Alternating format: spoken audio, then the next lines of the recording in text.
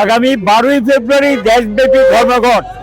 BJP দেশটাকে ধ্বংসের কিনারে নিয়ে গেছে, কর্মহীন দেশে পরিণত করেছে, শিল্প কারখানা বন্ধ এবং তারা যে নীতি নিয়েছে এই নীতির বিরুদ্ধে গোটা দেশের সমস্ত কৃষক সংগঠন, অন্যান্য গণ সংগঠন মিলে তারা ধর্মঘট আহ্বান করেছেন।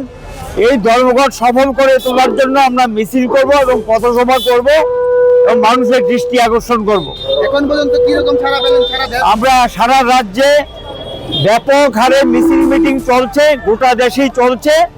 আমরা আশা করি মানুষ এই মিছিলকে এবং এটা যে আহ্বান আমরা রাখছি আহ্বানে সাড়া দেবে এবং বিজেপি সরকারের জনবিরোধী নীতি যতদিন পর্যন্ত শেষ না হবে, সরকার নীতির পরিবর্তন যতদিন পর্যন্ত না করবে ততদিন পর্যন্ত আমাদের লড়াই সংগ্রাম চলবে।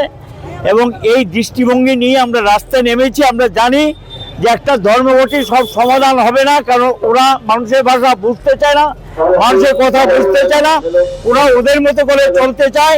কাজে বিজেপির এই নীতির পরিবর্তন, তীব্র শ্রেণী সংগ্রাম যেমন সাম্প্রদায়িক বিভাজনকে রুখতে পারে, জনগণের সমস্যার নিরসন দিতে পারে, এই লড়াই গোটা দেশে শুরু হয়েছে।